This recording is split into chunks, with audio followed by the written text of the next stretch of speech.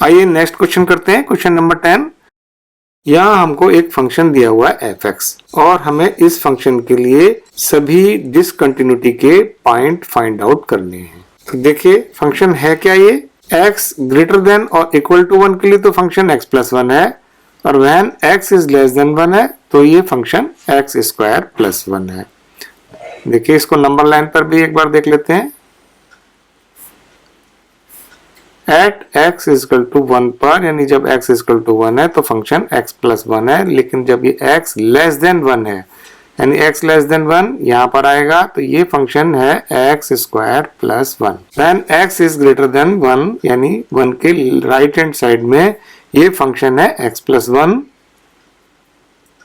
हमको इस फंक्शन के हर पॉइंट पर इसकी कंटिन्यूटी चेक करनी है, यानी इसकी कंटिन्यूटी हमें कहाँ पर चेक करनी होगी, x लेस देन 1 के लिए, x ग्रेटर देन 1 के लिए और x इज इक्वल टू 1 के लिए।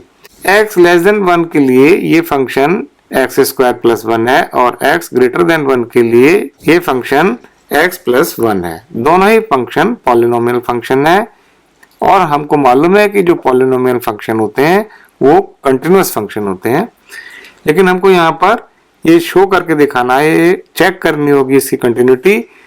तो हम इसके तीनों केस पर इसकी कंटिन्यूटी यहाँ पर चेक करेंगे। सबसे पहले आइए चेक करते हैं x लेस देन 1 के लिए।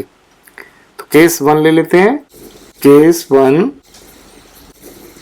For x less than 1। x less than 1 के लिए फंक्शन क्या होगा, x लेस देन 1 है तो फंक्शन है यहाँ पर x स्क्वायर प्लस 1।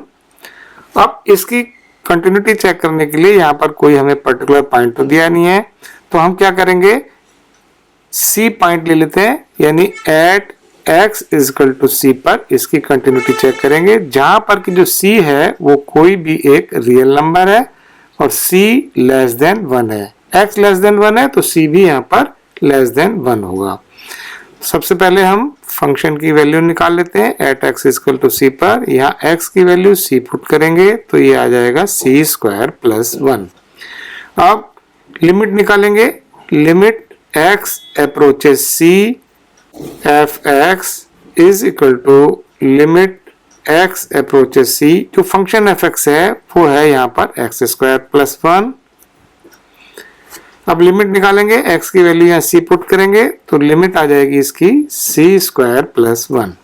ध्यान से देखिए फंक्शन की value at x equal to C पर आई है C स्क्वायर प्लस 1 और लिमिट भी इसकी C स्क्वायर प्लस 1 आई है। दोनों वैल्यू इक्वल है, इसीलिए ये फंक्शन कंटिन्यूअस होगा। तो f at x equal to C is equal to limit x approaches C f(x) is equal to C square plus 1। दोनों वैल्यू यहाँ पर इक्वल है, इसलिए ये फंक्शन कंटिन्यूअस होगा x लेस देन 1 के लिए। Therefore f(x) is continuous for x less than 1। x less than 1 के लिए फंक्शन कंटिन्यूअस है। अब दूसरा केस ले लेते हैं, यानी कि हम इसकी कंटिन्यूटी चेक करेंगे x ग्रेटर देन 1 के लिए। केस 2 ले लेते हैं for x greater than 1। x greater than 1 के लिए फंक्शन यहाँ पर क्या होगा, देखिए ध्यान से, जब x ग्रेटर देन 1 है तो फंक्शन है x प्लस 1। अब यहाँ पर भी कंटिन्यूटी चेक करेंगे किसी पॉइंट C पर, यानी at x is equal to C पर हम इसकी कंटिन्यूटी चेक करेंगे, जहां पर कि C जो है वो कोई भी एक रियल नंबर है और साथ में C इज ग्रेटर देन 1 है। x ग्रेटर देन 1 है तो C भी यहाँ पर ग्रेटर देन 1 ही होगा। फंक्शन की वैल्यू निकाल लेते हैं। At x is equal to C पर फंक्शन में x की वैल्यू C पुट करेंगे और इसकी वैल्यू निकालेंगे, ये आएगी C प्लस 1। अब लिमिट निकालेंगे इसकी, limit x approaches C function f(x) is equal to limit x approaches C। Function क्या है यहाँ पर, फंक्शन है x plus 1, x plus 1। x की वैल्यू यहाँ C पुट करेंगे और इसकी लिमिट निकाल लेते हैं तो ये आएगी C प्लस 1। ध्यान से देखिए फंक्शन की value at x equal to C पर आई है C प्लस 1 और इसकी लिमिट भी C प्लस 1 है। दोनों वैल्यू इक्वल है, f at x is equal to c, limit x approaches c, function fx is equal to c plus 1. दोनों value equal हैं, therefore fx is continuous for x greater than 1. Function x less than 1 के लिए भी continuous है और x greater than 1 के लिए भी कंटिन्यूस है. अब इसकी कंटिन्यूटी चेक करेंगे at x is equal to 1 पर. तो केस 3 ले लेते हैं जहां पर हम कंटिन्यूटी चेक करेंगे at x is equal to 1 पर. Case 3 at x is equal to 1. At x is equal to 1 पर ये 1 जो है यहाँ पर एक ब्रेकिंग पॉइंट है. ब्रेकिंग पॉइंट क्यों है? इसके लेफ्ट हैंड साइड में x लेस देन 1 के लिए फंक्शन है x स्क्वायर प्लस 1 और इसके राइट हैंड साइड में x ग्रेटर देन 1 के लिए फंक्शन है x प्लस 1. यानी फंक्शन जो है वो लेफ्ट हैंड साइड से राइट हैंड साइड जाने पर चेंज हो रहा है.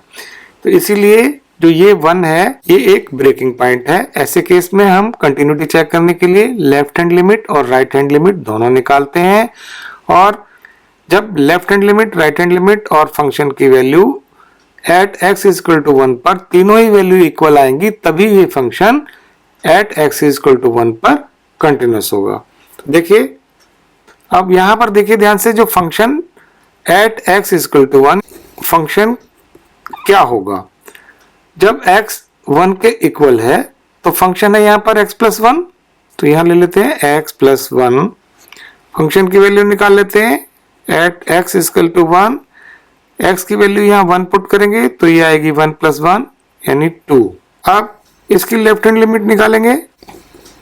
Left hand limit is equal to limit x approaches 1 minus fx. x approaches 1 minus का मतलब है कि x जो है 1 को लेफ्ट हैंड साइड से अप्रोच कर रहा है यानी x की वैल्यू लेस देन 1 है और जब x लेस देन 1 है तो फंक्शन हमारा क्या है x स्क्वायर प्लस 1. तो फंक्शन ले लेंगे हम x square plus 1 limit x approaches 1 minus और ये आ गया x स्क्वायर प्लस 1. अब यहाँ पर x की वैल्यू 1 पुट करेंगे और लिमिट निकाल लेते हैं 1 का स्क्वायर प्लस 1 ये और ये आ जाएगी 2. अब इसकी राइट हैंड लिमिट भी निकालेंगे. Right hand limit is equal to limit x approaches 1 plus fx. x approaches 1 plus का मतलब है कि जो x है 1 को अप्रोच कर रहा है राइट हैंड साइड से. x की वैल्यू ग्रेटर देन 1 होगी और जब x ग्रेटर देन 1 होगा देखिए और जब x ग्रेटर देन 1 होगा तो फंक्शन क्या है x प्लस 1. तो यहां पर हम फंक्शन ले लेंगे x प्लस 1. अब इसमें भी x की वैल्यू 1 पुट करेंगे और लिमिट निकालेंगे. ये आ जाएगी 1 प्लस 1 इज इक्वल टू 2. अब ध्यान से देखिए फंक्शन की value at x is equal to 1 पर आई है 2. लेफ्ट हैंड लिमिट भी इसकी 2 है और इसकी राइट हैंड लिमिट भी 2 है. तीनों वैल्यू इक्वल है इसलिए ये function at x is equal to 1 पर कंटिन्यूस होगा. फंक्शन की value at x is equal to 1 is equal to left hand limit is equal to right hand limit is equal to 2. तीनों value equal है. Therefore